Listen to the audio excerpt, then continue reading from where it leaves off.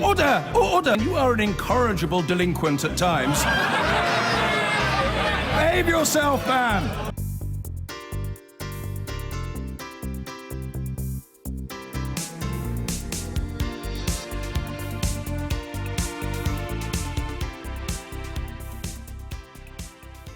So it's been a very rough week in Brexit negotiations. Brussels has said no to our involvement in the Galileo satellite, no to our staying in the European arrest warrant, and above all, no to any all-British customs union answer to the Irish border. Many Brexiteers fear we are getting hopelessly bogged down. I'm joined now by Jacob Rees-Mogg, our next Prime Minister, say the bookies. Welcome, Mr. Rees-Mogg. Good morning, and it's so nice to see you back. That's very kind of you. You said this week that you were seriously concerned as to whether the government actually wanted to leave the EU. Why did you say that? Well, a lot of compromises have been made during the course of the negotiations. The government agreed to the EU's timetabling of the negotiations, agreed to a very large amount of money, and agreed to a transition period that included some things that we were told wouldn't be agreed. So on our side, we've made a huge number of compromises, and on the other side, as you've just listed, nothing has come in return. And that makes me concerned that it's all very one way. But you've gone beyond that. You've said the government itself may have lost the will, in a sense, for Brexit. Because it's difficult. And I was concerned that the withdrawal bill didn't seem to be coming back. That's now changed, that will come back in the middle of June. And I'm reassured in the last week. I think the government has made it clear that it is still committed. But there are concerns, inevitably, at the way the negotiations are proceeding. And we've heard this week that the Cabinet has apparently agreed that as a backstop to the Irish border issue, if nothing else can be agreed, we might stay in something very, very like the customs union for years ahead, 2022 or beyond. Would that be acceptable to you? That's a real problem because the customs union on its own does not solve the seamless border issue. If you go and look at the Turkish border, which is in a customs union. Alignment. Absolutely right. You require regulatory alignment as well, and that means the single market. And so if we were to stay as a rule taker, as a vassal state, for an indeterminate period, that I think would not be delivering on Brexit. And if you offer a backstop that is more attractive than anything that you're likely to negotiate from the other side's point of view, the backstop ends up becoming the front stop. So it's not acceptable.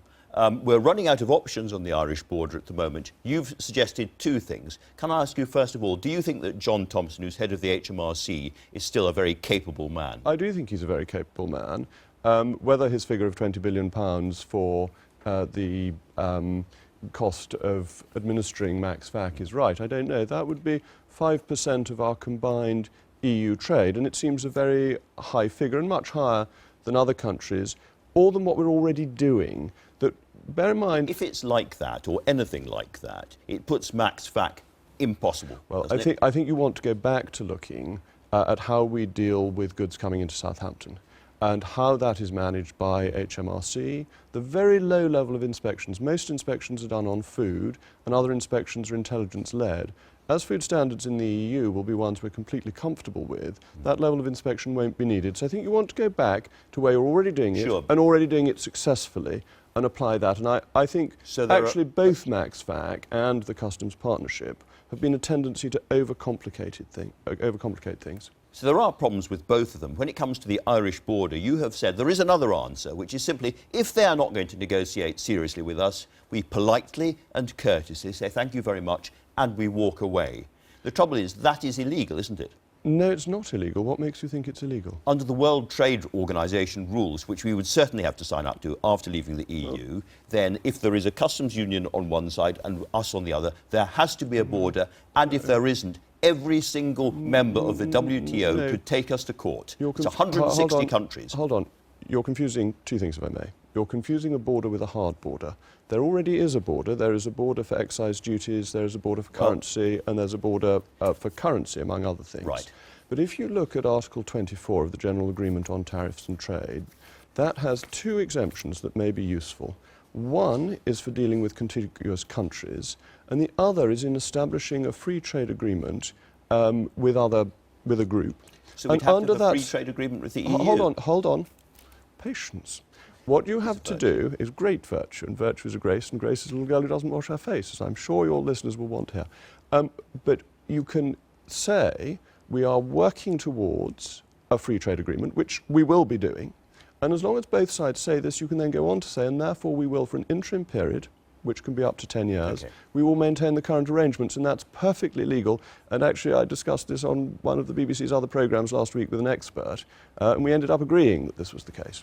Well, I'm no expert, as you spotted already. However, Sir Ivan Rogers, who was our ambassador to the UK, is an expert in these things. He has saturated himself in this for years and years and years, and he says the full EU regime will apply automatically, and that necessitates a hard border. Forget all the endless repetition of on the EU and Dublin's head be it, we won't erect a hard border, it would be their choice. That is simply legally untrue at WTO level. That's Sir Ivan Rogers. Well, I think he must have a look at Article 24 of the General Agreement on Tariffs and Trades, and then he will be better informed. You think he's simply wrong on that?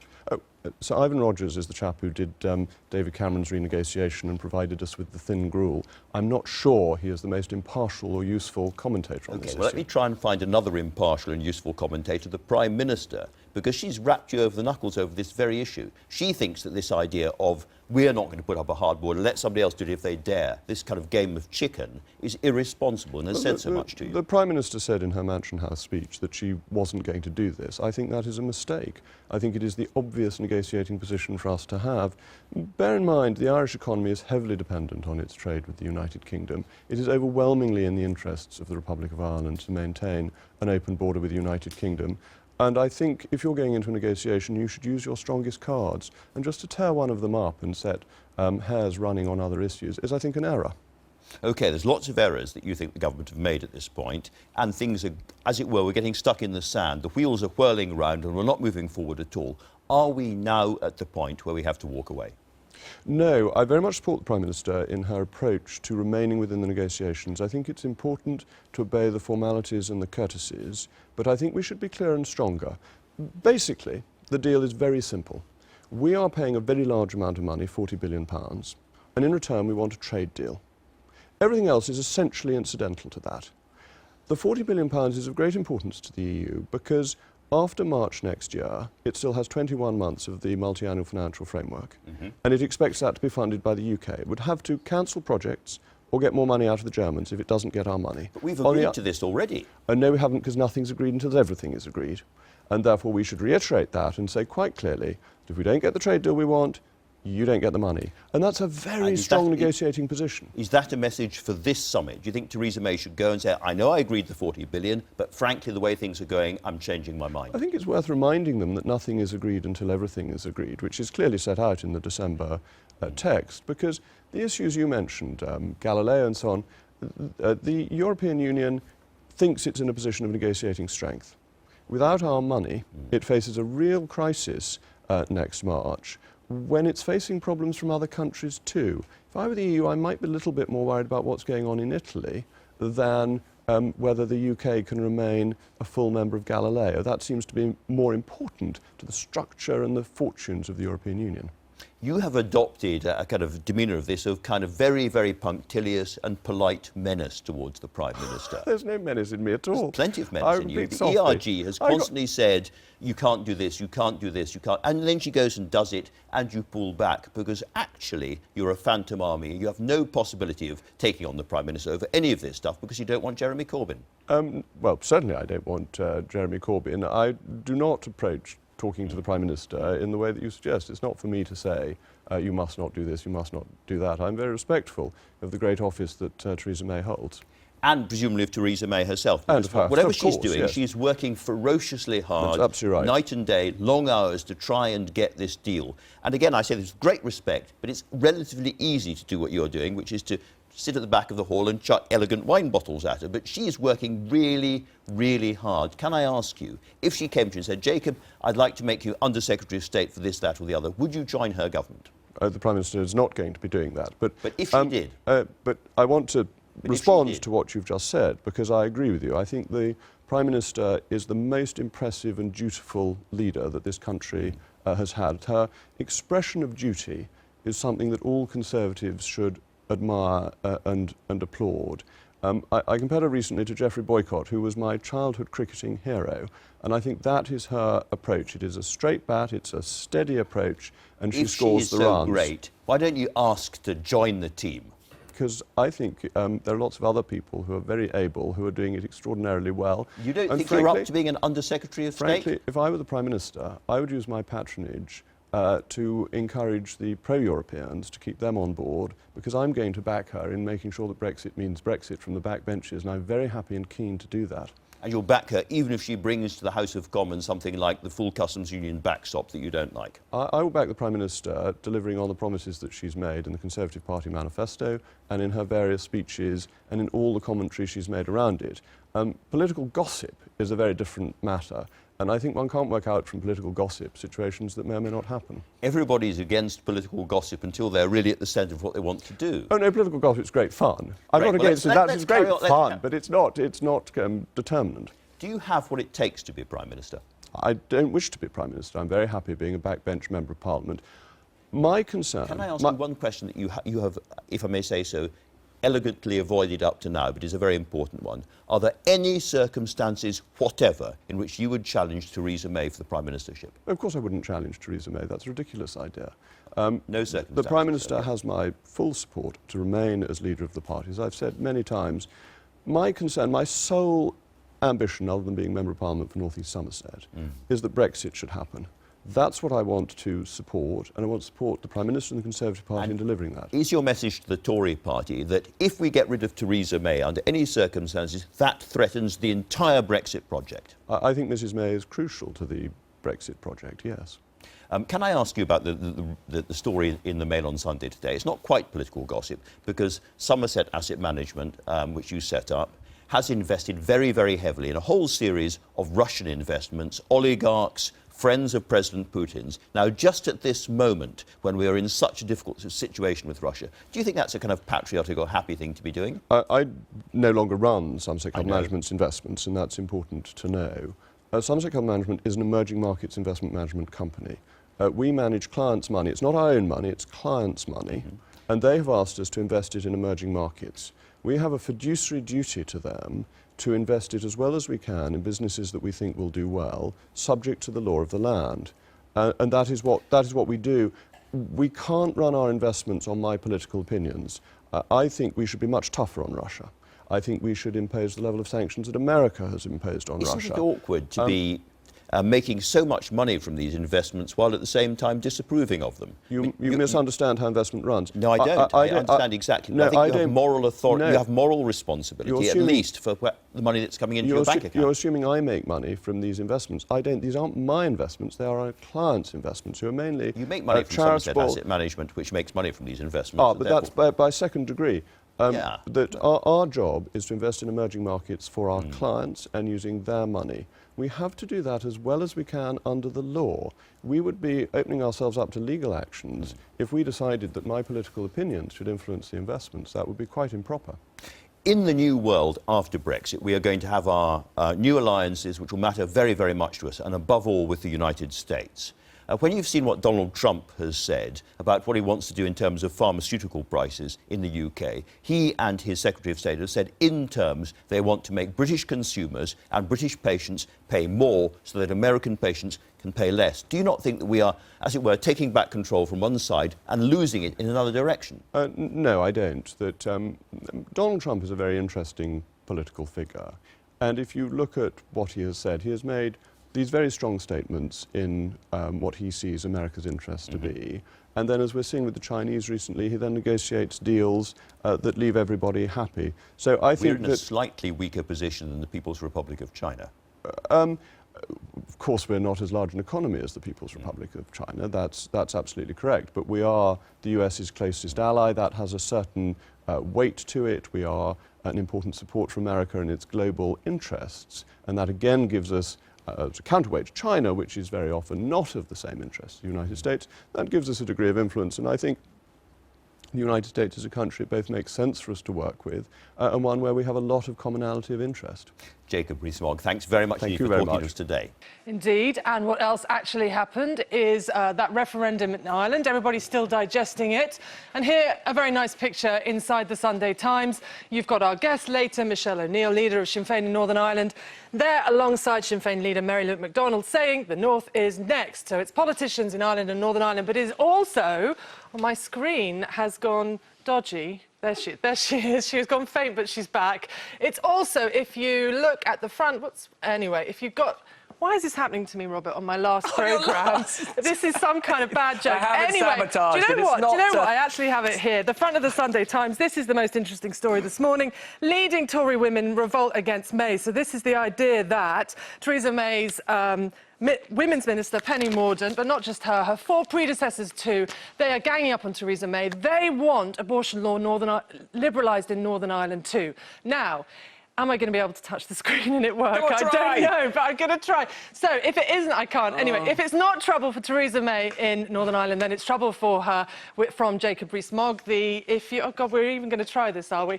There we go. Wait, there's a cheer in the gallery. I can hear it in my ear. That has never happened before. Anyway, Mail on Sunday. Rees-Mogg moves in on number 10. This is the first and only time I'm going to do politics as real estate.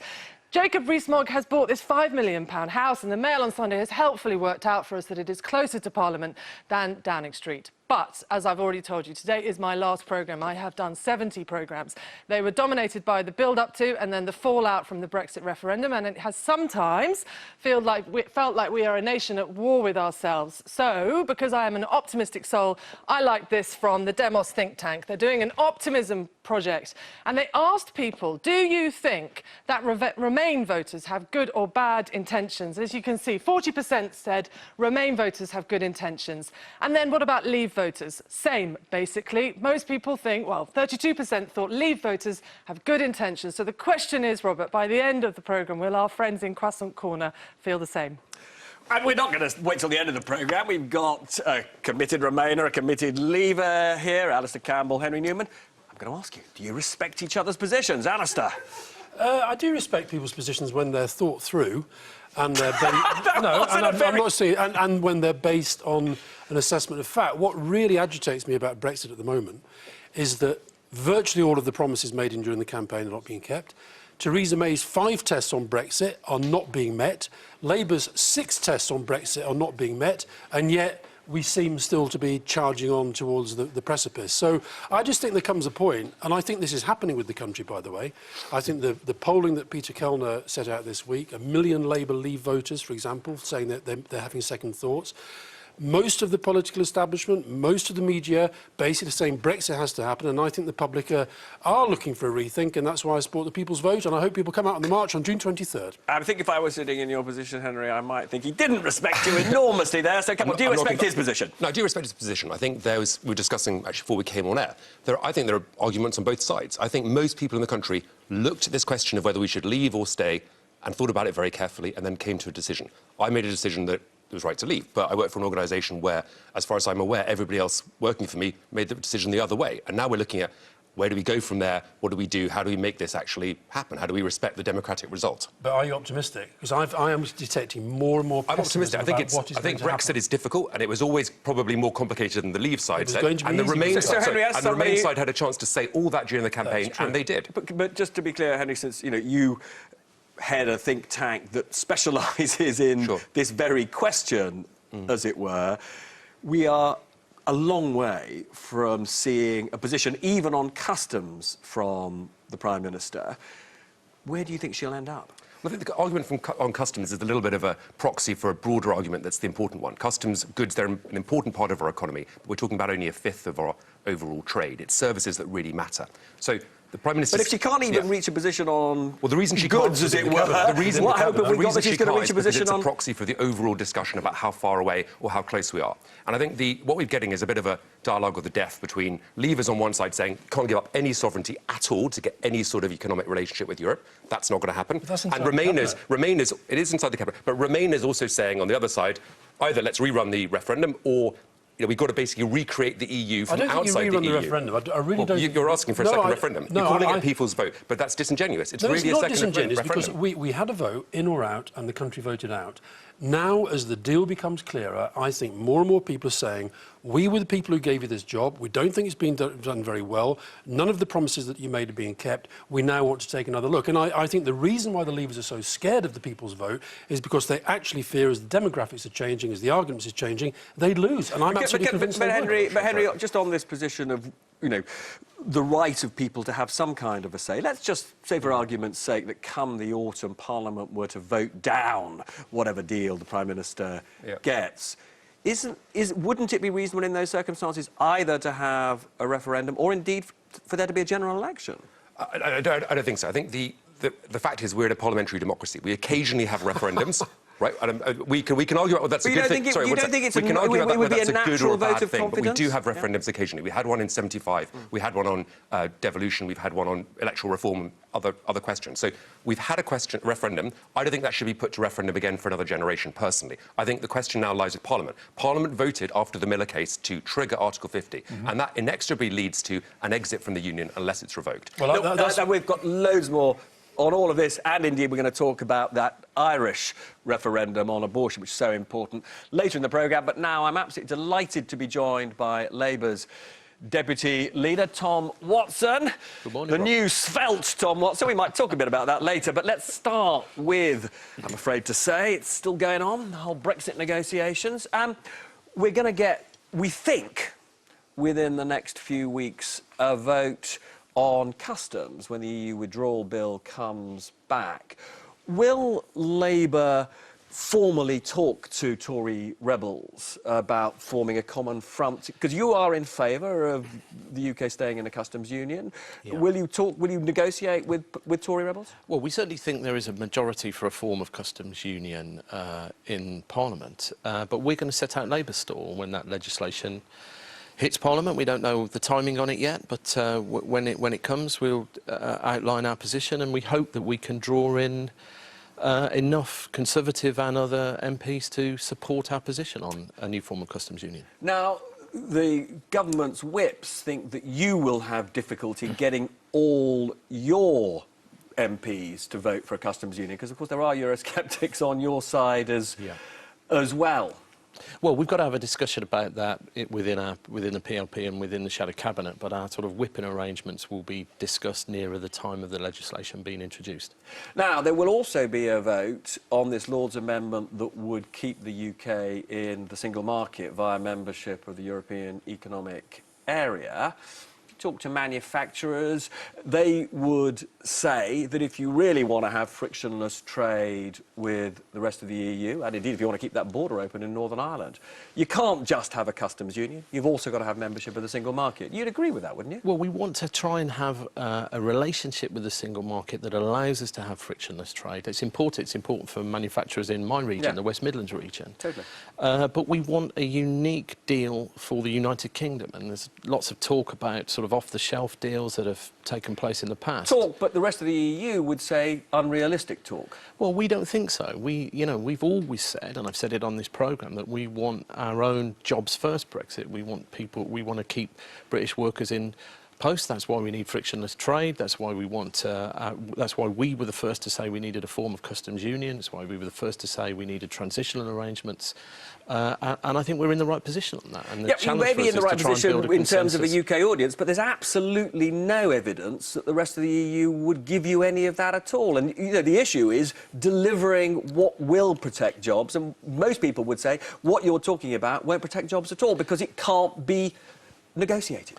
Well, look, we triggered Article 50 because the people voted in a referendum for us to leave the European Union. We're going to do that. And so what we've got to do is get the best deal. We have a very different view to the Conservative Party about what a good deal looks like. And but there is a question, though, that's on lots of people's minds. Will you definitely whip your MPs to vote against the EEA single market amendment? We haven't decided our whipping arrangements yet. That'll be decided. That'll be decided at a future shadow cabinet. What's your guess about where you will end up on that? We've been pretty clear that the sort of model that applies to Norway, yes, it has some benefits, but it also has some disbenefits. Not least that it makes sure there's no reform of workers' movements across Europe. Which so the option is open.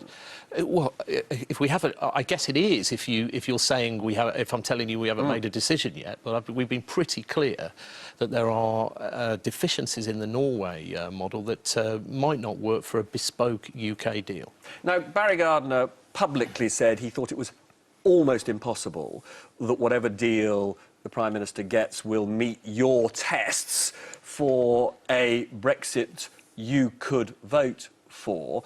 Does that mean that you are anticipating in the autumn that you, as a party, will vote against Theresa May's Brexit deal? This seems like the same question you've just asked me, Robert. No, it's different question. No, because we're now talking about, in the event that she gets a deal, and we don't know that she will, but in the event that she gets a deal, are there circumstances that you can envisage, practical circumstances, where Labour could be in favour of that deal? Well, I think given where the Prime Minister is now. Well, we hope that she'll listen to us on the reforms we want her to see to her negotiation. But she's a million miles from your position. Well, you know, there's a long way to go, isn't there? And it would be wrong of me to try and tie our own hands behind our back when we don't even know what the deal looks like. We'll take a look at the deal when it's complete, and we'll decide how we're going to vote when we've discussed it in the Parliamentary Labour Party, the wider party, and our shadow cabinet. I mean, Alistair, you have, I think, recently written that you think it would be nuts for the Labour Party to vote for Theresa May's Brexit. I don't think I'd use that word, but I've written a piece for The Guardian today. I think that if you look at Labour's 6 tests, exact same benefits of the single market, strong collaborative relationship, fair management of migration, defending rights in the race to the bottom, protecting national security in the fight against crime and delivering for all regions, none of them are being met by any sense of the deal that Theresa May is bringing forward. So I think the Labour Party should actually follow the logic of that through now and start campaigning clearly in saying that the Brexit deal that she's bringing back, there's no way Labour can support it if those tests are to mean anything. And I'd really like to see Tom saying they will whip against that, and I think that can be answered now. But do those tests, are those tests important? Yes, of course they're important. But let me just say to Alistair, I mean, I know you used to be a party sort of communications officer, but you're now talking to me as the editor of the New European. You've got a very strong position on this. We have to listen to the whole of the British people on this, Alistair. I don't think we've got to make sure that we honour them by saying, you know, we're coming out of the EU, but it's down to the... So what you're saying is whatever happens, whatever the cost, whatever the consequences, we're going to support whatever deal she brings back. No, what I'm saying is... That's crazy. That is crazy. Saying is you no longer decide Labour Party policy. I'm well aware of that. I'm sorry about that. I'm well aware of that. I know you'd like to. But I can put questions. I know they don't pay you a lot of money as the editor of the New European. Next to nothing. I mean, you probably want George Osborne's job as a former person. I don't. I'm happy where I am, Tom. But I'm not happy with where you're pretending that you're doing something that different if you're basically in the same position, whatever happens, whatever the cost. I've got to break this up because we've been talking about what you might call the ridiculousness of Brexit. Now onto the sublime issue of how many pounds in weight you have lost. How much have you lost? So far, I think I'm up to 86 pounds or 39 kilograms, as my kids constantly remind me. And how did you do it? I basically stopped taking sugar, refined sugar, and then I started walking 10,000 steps a day and walking up staircases. And when a bit more weight came off, I started to jog and cycle.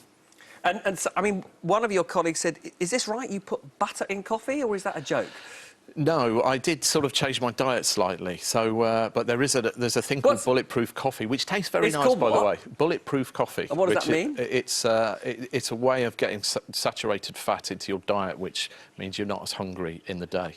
And just so on that diet issue, is this the thinnest you've broadly been as an adult? It's certainly the thinnest I've been since I've been an MP, and that's not just because I'm worrying about Alistair's editorial lines in the New European. It's because I kept reading biographies. Loving the plugs, Tom. It's because I kept reading about Labour politicians that died early in their 50s and 60s, and I wanted to get healthy. And actually, for me, the journey has been very interesting because what I realise is there's a lot more we can do in public health to deal with the obesity crisis. Because we've got 10 million obese people heading to diabetes.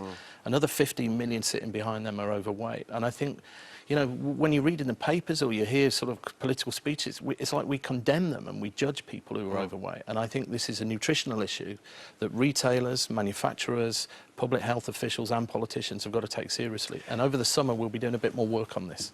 And I just wanted to ask, Henry, do you think we are headed for a massive crisis over Brexit in the autumn?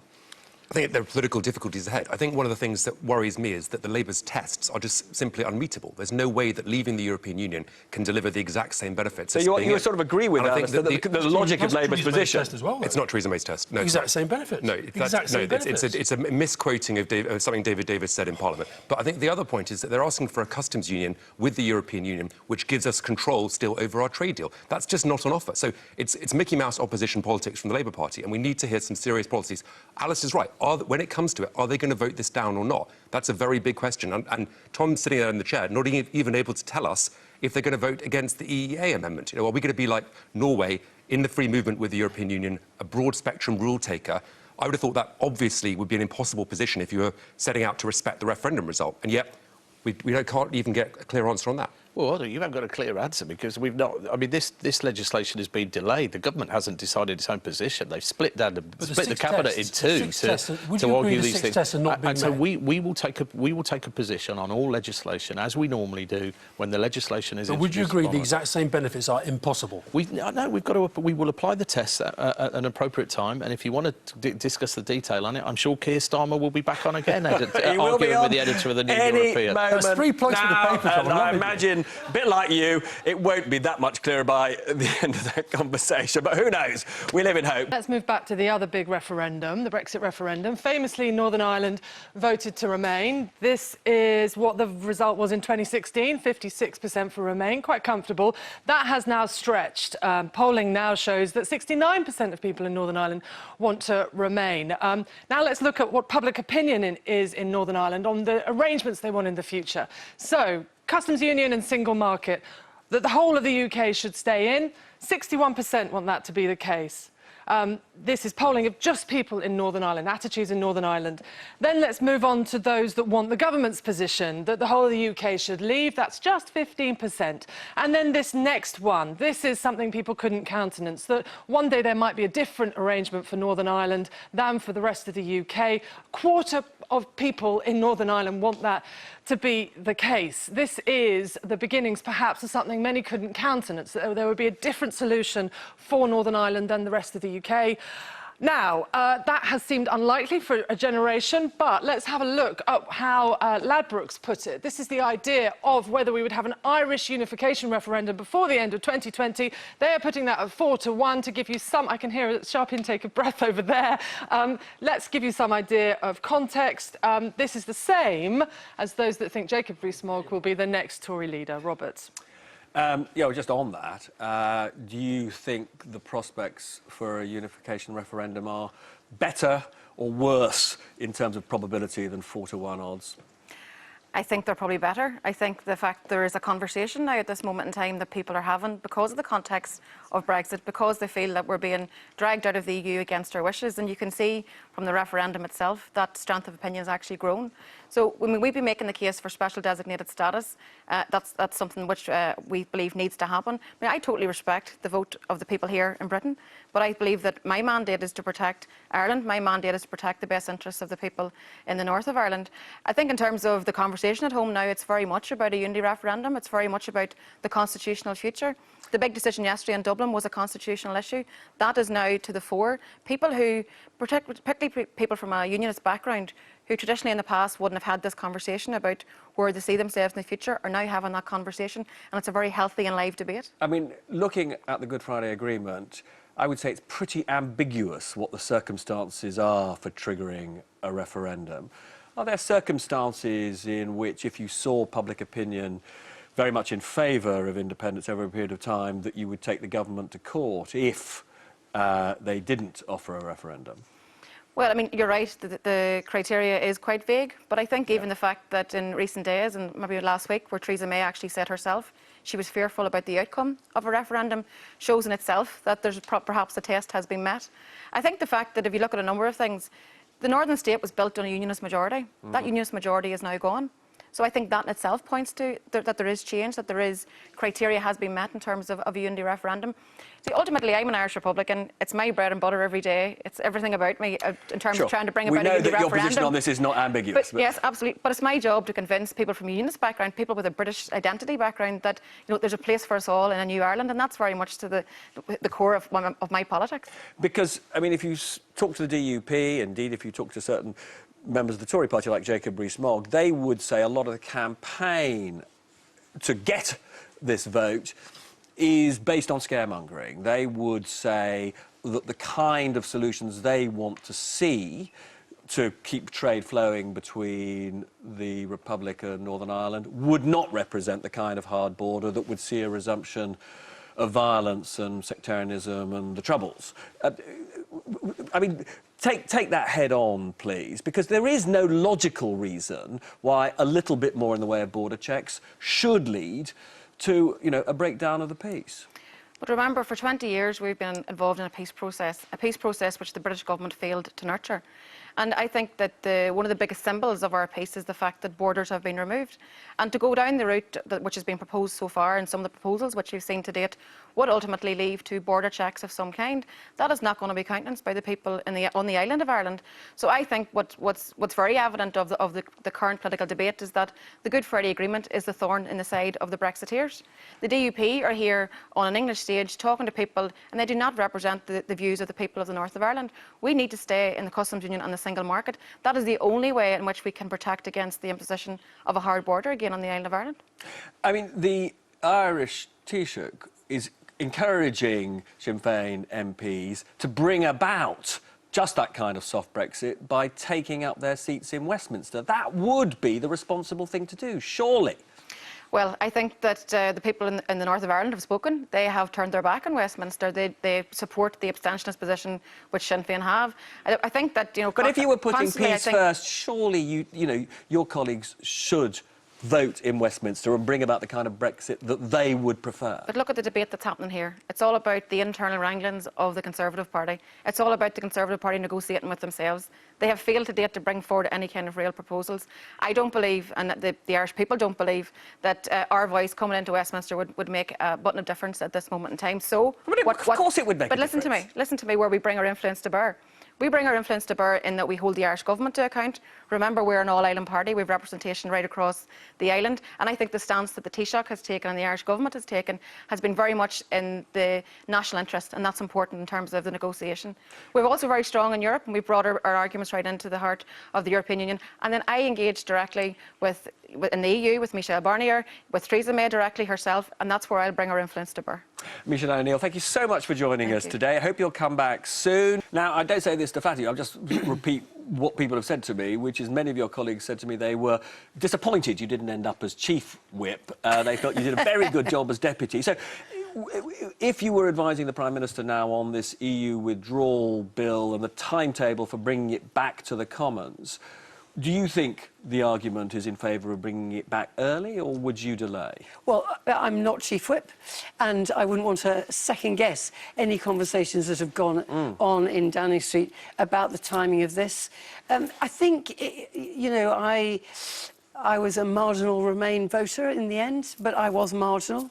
Sat on the fence for quite a long time, not quite being sure which way to go. I think that most people... That's not everybody, but a lot of people, whatever they voted, whatever they felt, feel that we should just get on and do it. So you'd like to, you broadly take the view, bring it back and trust that you can build a majority to throw out these amendments? Yeah, as I say, it's not for me to pine on, and I don't know all the ins and outs of the parliamentary business timetable. I've been concerned about skills and T-levels and apprenticeships, but I think there is a sense that people just want to get on with it. And while you don't, there is constant speculation in the press. And I'm sure you will have been talking about it or will be talking about it on this programme. I don't think that's helpful because nobody actually really knows what's going on. So there is a sense, certainly from me, that I feel it would be good to get on with it. But there might be other factors that the government needs to consider. I just want to pick up on some of that with Henry and Alistair.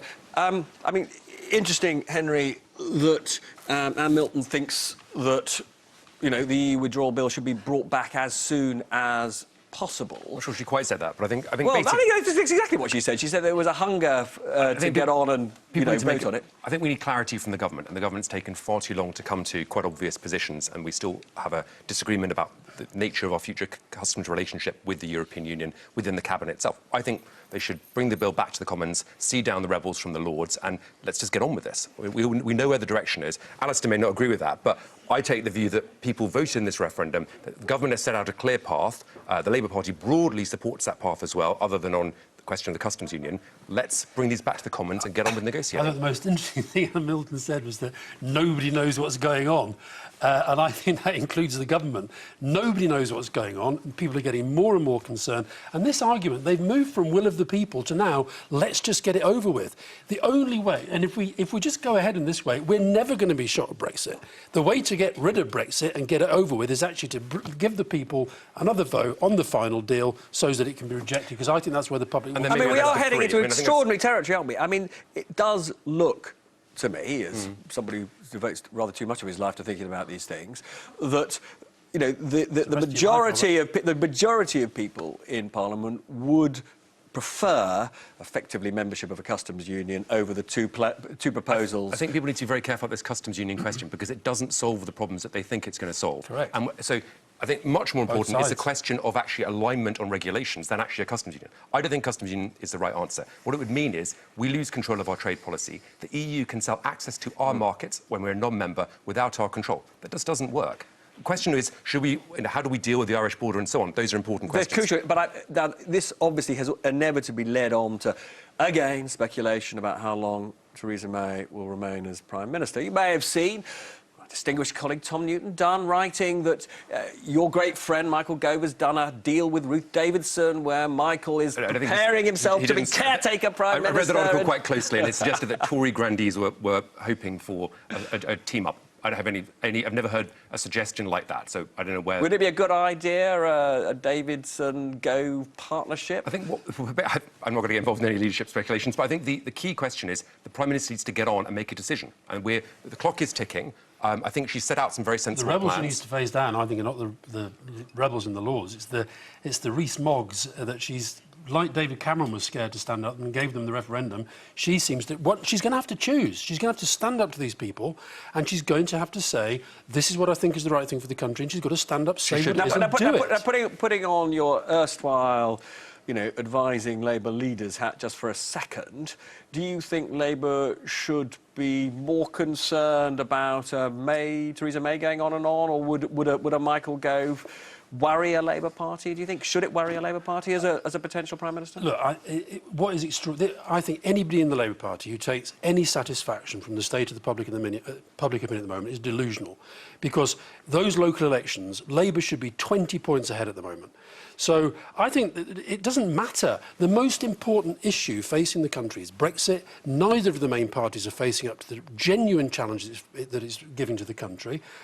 We're almost 2 years on from the referendum. We've got the reason this is March on June the 23rd, it's the second anniversary of the referendum, and we're still having the same basic arguments, with the government and the opposition, in my view, showing no leadership. It is true that many of us do feel there is just an element of Groundhog Year or year. Yeah, but that's fatalism is all they've got left. Here in the UK. Now, don't go away, because we're going to be talking about other things. The Prime Minister must take a tougher line with Brussels after making errors in her Brexit negotiating strategy. So says Conservative MP Jacob Rees-Mogg, who chairs the party's Eurosceptic European Research Group. He was asked about the government's proposal for a customs backstop on the Marr show earlier this morning. If we were to stay as a rule taker, as a vassal state, for an indeterminate period, that I think would not be delivering on Brexit.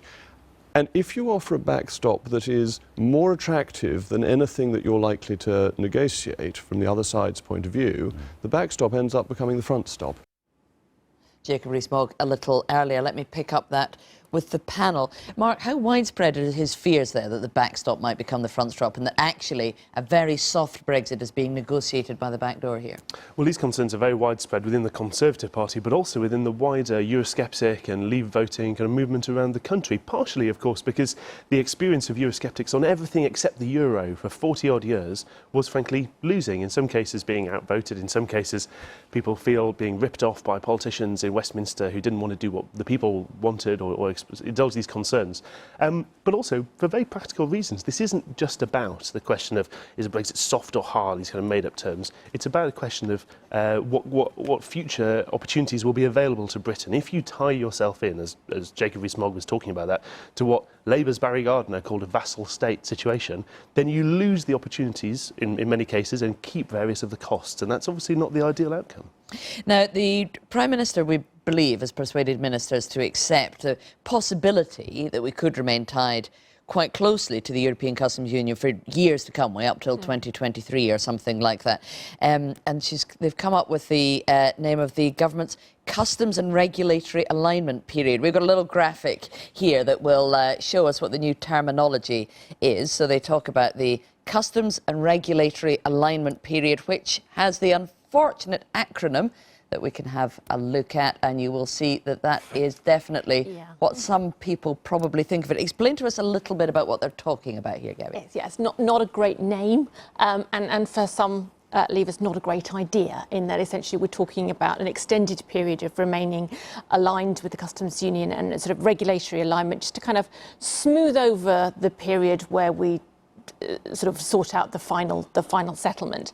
And I think for many Leavers, it feels like a Hotel California Brexit. You know, you check out but you never leave, and the worry is that that will just extend into the far distance, and that we'll sort of end up in this kind of permanent limbo rather than actually coming to a final settlement. And Labour's policy is that they would like to remain in a customs union with the European Union. So is a Hotel California Brexit actually quite a welcome idea on the Labour benches? I think what Labour's policy recognises is the state we're in at the moment, which I think the director of Vote Leave, Dominic Cummings, was absolutely correct when he said that we shouldn't have invoked Article 50 without pre-negotiations. We've actually been negotiating with our hands tied behind our back, really, because the clock is against us. Yeah. And well, it was Jeremy Corbyn who said we should invoke it immediately after the referendum. No, he said now we have to invoke Article 50, which is a statement. Yeah, he said on the day after the referendum. Most people thought that meant now. It's a statement. It's a different kind of now. This has been misinterpreted. How soon is now? It's a statement of fact. Like, now it has to be invoked. The referendum has Leavers won. Now it has to be invoked. It's a statement of fact. How do you see the future now? Are you an enthusiastic Brexiter now? Well, the British people have made their decision. We must respect that result, and Article 50 has to be invoked now so that we negotiate an exit from the European Union. If you want to do everything you can to protect jobs and working conditions, why do you want an abrupt Article 50, i.e. we give you 2 years to get out, rather than what Daniel Hannan here a moment ago was suggesting, which was take it easy. Go and talk to them in Europe, think about it, discuss it here, work out a strategy, and gently, gently you'll do much better than rushing headlong into Article 50. Obviously there has to be a strategy, but the whole point of the referendum was that the public would be asked their opinion. They've given their opinion, and I think it's up to Parliament to now act upon that opinion. Well, it was now in 2 years' time. But the timing of negotiation, the government negotiating it, the timing was wrong, as Dominic Cummings has said. And now we're in a situation where it can't be a backstop unless it is indefinite. The backstop, the customs union has to be, you can't put a time on it because otherwise it's not a backstop, and that's what the EU is saying. And it's a backstop until another solution to the Northern Ireland border has been found. Yes, exactly. And they won't discuss trade unless that is agreed, that backstop's agreed. So the government have put themselves in this position where they have to accept this kind of backstop to progress negotiations. They perhaps wouldn't have been in this position if they didn't invoke Article 50 without pre-negotiations. Jacob Rees-Mogg, I mean, he pops up pretty regularly expressing his dissatisfaction with the government's strategy. How much power does he have to do something about this? Could the ERG actually send in enough letters to trigger a leadership contest? And if they did, would they topple Theresa May? Well, he has quite a lot of power and influence for two reasons. One is that he remains very popular among the Conservative grassroots. For quite a long time, he was the lead, or in some cases, second to none of the above candidate in our monthly surveys for next Tory leader. And the ERG, this group of Conservative MPs, of course, he is the leader of it. However, firstly, the ERG, people bandy about numbers 60, 70, 80 MPs. It's not one very regimented group of people who all think exactly the same thing. There are different degrees of opinion within there. And secondly, of course, potentially bringing down the Prime Minister or sparking a challenge brings some of its own risks with it. Does anybody want to risk a general election which might run the threat of Jeremy Corbyn having another shot at Downing Street? Does anybody, for that matter, know who the next leader of the Conservative Party would be after that? So there is a bit of limbo in terms of Conservative backbenchers and the options available to them as well.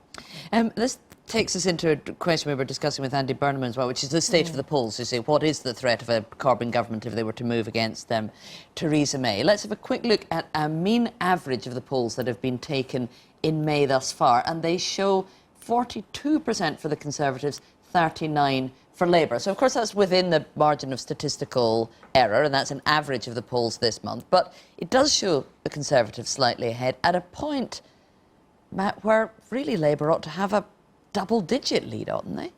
Well, I think that the polls now at the moment are a reflection of what happened in the general election. And people, the general public, are not really engaged with politics outside of a general election. So, I think we're seeing just a reproduction of what that vote was. Normally at this point in the electoral cycle, when you've got a government that's been in power for as long as this, especially when you've got a divided cabinet and you've got what appears to be a confused policy on the biggest issue we've got, real wages stagnant. There are lots of reasons why people ought to be telling pollsters that they would vote for somebody other than the incumbent government, and at many other points oppositions have seen huge double-digit leads at this point.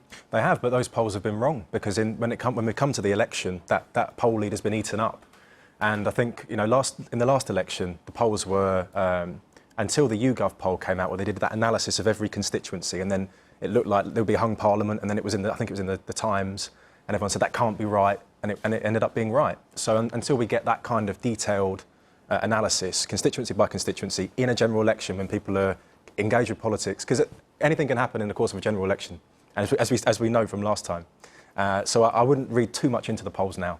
Do you agree with that, Gavin? I think that's clutching at straws to some extent. I mean, I think what Labour's suffering from now is not having done the work that it should have done after the last election, which is recognising they were nearly there, they were so close, they were so much closer than anyone thought, but there was an unpersuaded pool they had to get to, and they had to think about who were the people who were tipping on the edge of voting Labour and didn't. Who were they and how did you get to them? The Tories have done some work on there. They recognise what their problem is, which is anyone under 42, pretty much. And you can think what you like of their solutions for reattracting young voters, some of which are absolutely awful. But at least they've identified what they're supposed to be doing. I haven't really seen Labour identifying what its problem was. And the other thing that's holding people back, obviously, is a lot of Labour voters really want Jeremy Corbyn to take a different position on Brexit. And that, I think, is holding some people back. Is that work Labour needs to recognise that there is a pool of voters who didn't support them in the last election, who they have to do some work to attract? Of course Labour want to expand their coalition of supporters. Of course they do. Every political but is party that work being done to try and work out what it would take to persuade those people to vote Absolutely. Labour? Work is being done, yeah. And I think the difference... And that will inform policy? Absolutely. And the difference, I think, with this Labour leadership is they're not going to announce policies now. They'll announce them when people are more engaged with politics, when an election's been called. So that work is obviously being done. Now, in terms of Brexit, I think it's right that the leadership have accepted the result of the referendum. And it's not the right time now for them to call for a second referendum or a people's vote or whatever. Let's wait till we've got the deal at the end of the year, and then maybe public opinion will have shifted, maybe. But I think now would definitely be counterproductive for the Labour leadership to take a position against Brexit. So I don't really see the kind of electoral validity in that. No. But this is one of the downsides of something that's worked quite well for Jeremy Corbyn, at least on the Brexit front, which is this idea of deliberate ambiguity. If you can leave enough of a gap around Jeremy Corbyn without actually saying exactly what their position is, then they hope they might be able to get some Remain voters who think they're against Brexit, some Leave voters who think they're for Brexit.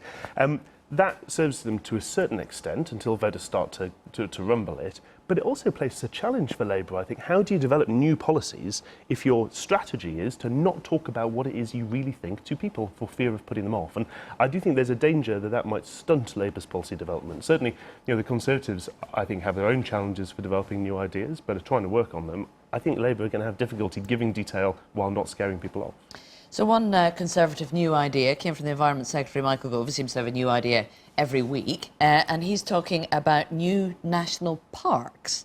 Is that what's going to attract the under-42s, Gabby? Is this exactly what the Tories need to do? The racy millennial vote is longing for more national parks now, but it has got Michael Gove in the papers again, which I suspect is 99% of the point of it. And it's a sort of sop to rural Tories who, want to see a Conservative government conserving the land and conserving beautiful areas of Britain for posterity. But yeah, I think it's put Michael Gove's name up again in lights. I think that's the 99% of the point of it.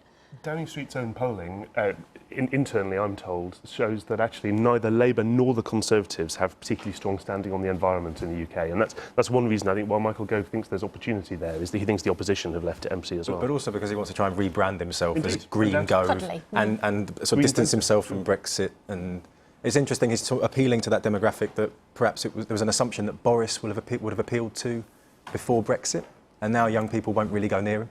So maybe he's trying to tap into that sort of support. But it sounds like this polling reveals there's some space for Labour to do some work on the environment as well, if they're not seen as the Green Party. Absolutely, yeah. And I think that's incredibly important. I think in many ways, Labour has set the agenda on this stuff. They opposed fox hunting. The Conservatives realised how electorally toxic that was to actually want to bring it back in the election. Labour's always been leading the way on animal rights, animal welfare and on the environment. So it's good to see the government move in that direction. And so Labour are all in favour of national parks and agree with Michael Gove's latest announcement. I don't need to have to ask them, but I certainly am. Excellent. Well, thank you very much, all of you, for coming in to chew over the week's events.